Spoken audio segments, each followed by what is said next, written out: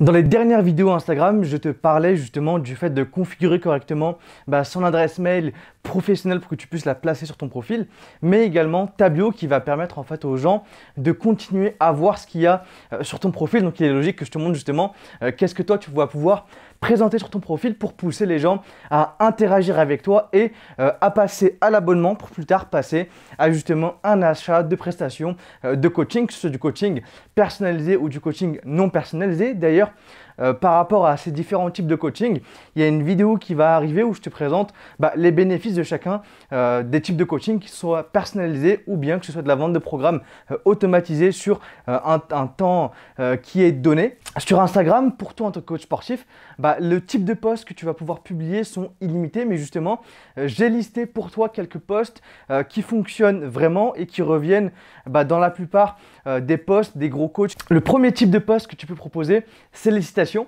Les citations, ça peut vraiment être des posts qui sont top d'ailleurs, c'est ce qu'on met des fois sur Gymkey.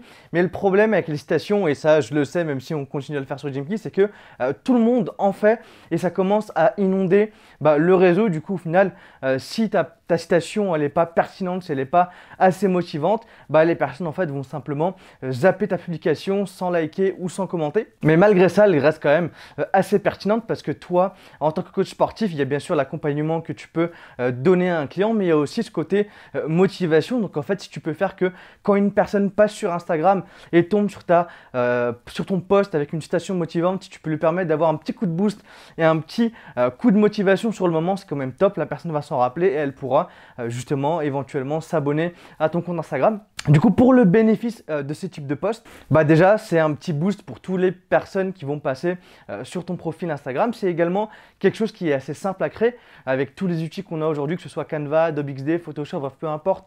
C'est assez simple à créer. Tu peux t'inspirer d'énormément de citations qui existent déjà. Donc ça, ce n'est pas des posts qui sont énormément compliqués à créer et qui prennent pas beaucoup de temps non plus. Pour les inconvénients, il n'y en a que deux. Et comme je te l'ai dit, j'en ai parlé un peu tout à l'heure, c'est que ce type de publication aujourd'hui inonde les réseaux sociaux et surtout Instagram. Et le deuxième inconvénient, en fait la deuxième chose à ne pas faire également, c'est de proposer des citations qui sont complètement hors sujet, qui sont hors du sport ou hors des personnes que tu cibles. Parce que si par exemple tu cibles des clients qui sont dans la niche entrepreneuriale et que toi tu veux coacher par exemple que des chefs d'entreprise, ça peut être assez pertinent pour toi de rajouter en plus des motivations, des citations motivantes pour le sport, des éléments motivation pour les entrepreneurs. Donc ça tu peux également l'ajouter de ton côté. Les deuxièmes types de posts que tu peux proposer, c'est les infographes, et j'imagine que tu en as vu passer énormément sur ces derniers mois sur Instagram, et c'est normal parce que ce type de contenu il est vraiment pertinent parce que ça permet aux coachs d'apporter de la valeur à leurs clients ou aux personnes qui les suivent avec des images. Donc ça permet de transmettre des informations, des séances, des choses sur de l'alimentation, etc. de façon ultra simple et ultra pertinente et ultra facile à avaler entre guillemets pour les personnes qui te suivent. Les infographes c'est similaire aux citations. Tu vas pouvoir les créer assez rapidement avec des outils comme Canva, Adobe XD ou bien Photoshop. C'est d'ailleurs ce qu'utilise énormément Cannes, qui est passé dans le premier épisode de Dans la tête de coach sportif, qui est justement le podcast dédié aux coachs sportifs. Si tu ne l'as pas encore vu, je te mets directement le lien dans la description pour que tu ailles voir le premier épisode qui est assez ouf en termes de valeur que peut te donner Cannes. Il te livre tous ses secrets et justement comment est-ce qu'il utilise les infographes pour générer de nouveaux clients pour ses coachings. Pour les bénéfices, comme je l'avais dit, il faut savoir que toi, quand tu rédiges un post Instagram, ton seul but c'est d'apporter de la valeur. Et là, clairement, les infographes te permettent d'apporter de la valeur tout de suite aux personnes qui te suivent. Et en plus de ça, c'est pas très compliqué à faire. Du côté de tes followers, c'est également quelque chose qui est très simple à consommer, très simple à lire. Donc pour eux, en fait, quand ils vont arriver sur leur Instagram et qu'ils vont scroller, en plus d'avoir les images qui vont capter leur attention, si tu mets pas beaucoup de texte et si tu images énormément le post, ça va tout simplement simplifier sa lecture. Donc en fait, ça va permettre un taux d'engagement qui est beaucoup plus élevé que d'autres types de posts. Le troisième type de post que toi tu peux proposer sur Instagram, ça va être des vidéos d'exercices.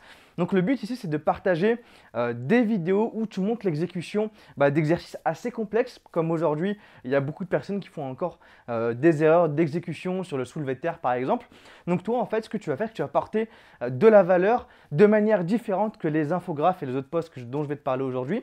Là, le but, c'est simplement de te filmer en train d'effectuer un exercice et de détailler comment est-ce qu'il doit être réalisé et pourquoi est-ce qu'on doit le réaliser de cette façon-là. Ça te permet simplement d'apporter de la valeur, d'aider des personnes à progresser parce qu'on sait à quel point l'exécution est importante justement pour progresser en musculation. Et derrière, en fait, ça leur permet d'éviter des blessures bien évidemment. Et en fait, tout ça via un seul post où tu te filmes tout simplement en train d'effectuer un exercice qui est une chose assez simple à faire pour toi aujourd'hui. Pour les bénéfices de ce type de post, c'est très simple, ça te permet d'apporter de la valeur assez facilement. Tout ce qu'il te suffit de faire, c'est de te filmer en salle de sport. Deuxième bénéfice de ce type de post, c'est que toi derrière, tu apportes immédiatement de la valeur à tes followers. Et le troisième bénéfice, c'est que ça augmente tout simplement ton autorité en tant que coach sportif. Ça montre tout simplement que tu sais ce que tu fais, que tu maîtrises justement ton activité et ce que tu as à proposer aux différents clients et aux différentes personnes qui te suivent. Et pour les inconvénients, en fait, la seule chose qui est assez relou pour ce type de post, c'est simplement le temps de filmer l'exercice. Mais ça, encore une fois, tu peux tout simplement aller à la salle en une fois, filmer plein d'exercices et les stocker pour pouvoir les publier petit à petit. Le quatrième type de post que tu peux proposer, c'est simplement de montrer tes trainings, tout simplement. Toi, en tant que coach sportif, tu es déjà vu aujourd'hui comme un expert. En fait, tu es vu comme une certaine autorité dans le domaine de la musculation, du fitness ou peu importe dans le domaine dans lequel tu coaches. Et le but, en fait, en proposant tes propres trainings, c'est de montrer que tu es capable de générer des résultats même sur toi, tu es capable de structurer des séances et d'expliquer justement pourquoi est-ce que tu t'es structuré tes séances de telle et telle façon, pourquoi est-ce que tu les as compassées de tel exercice par rapport à ta spécificité. Bref, en fait, ça te permet de détailler un peu tout ce que tu mets dans ta séance et du coup, ça te permet de passer encore plus comme un expert qui maîtrise vraiment ton sujet et ça va vraiment faire la différence quand il va s'agir à un client de choisir entre un coach A et un coach B.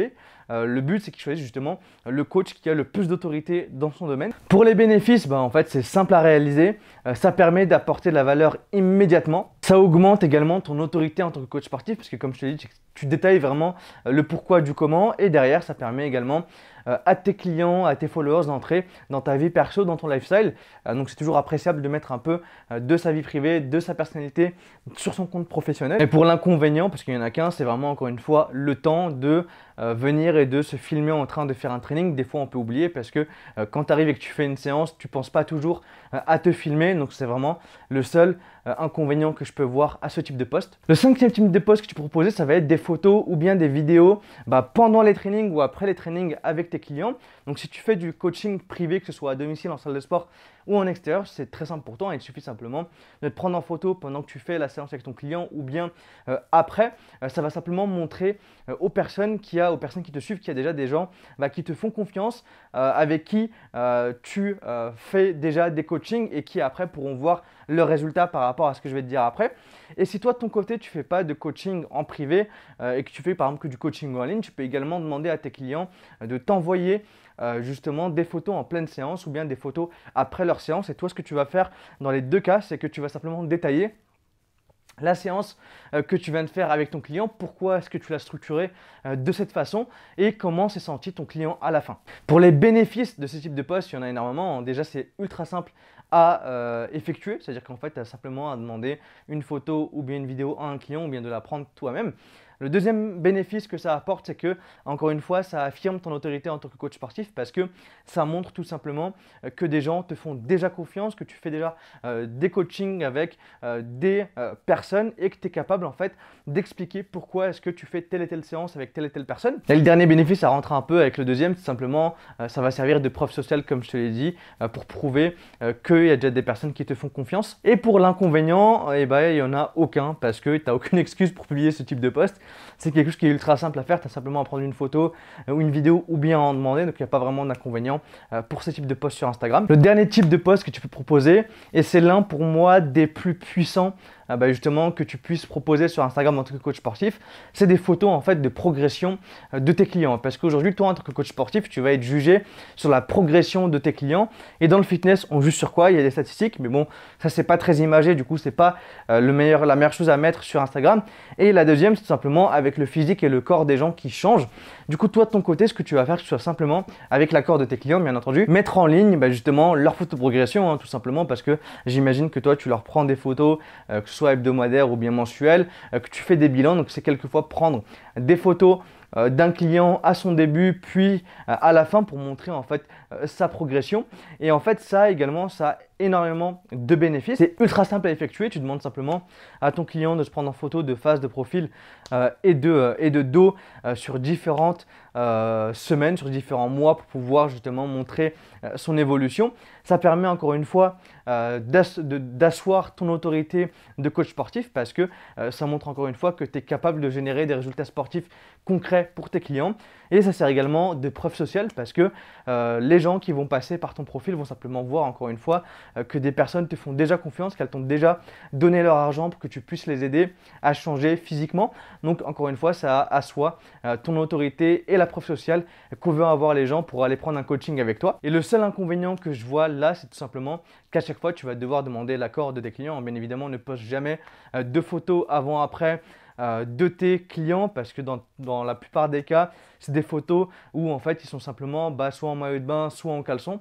Donc j'imagine que tes clients ne seront pas tous d'accord pour voir leur corps affiché sur les réseaux sociaux. Donc vraiment important, demande les avant-après et surtout ne vole pas d'avant-après. Donc je sais même pas pourquoi je te le dis maintenant, mais ça me paraît tellement logique. Mais on a vu des cas sur Instagram de ça. Donc prends les avant-après de tes clients. Donc voilà pour la vidéo d'aujourd'hui. La prochaine, elle sera certainement sur les fréquences de publication que tu peux faire sur les différents réseaux sociaux et surtout sur Instagram.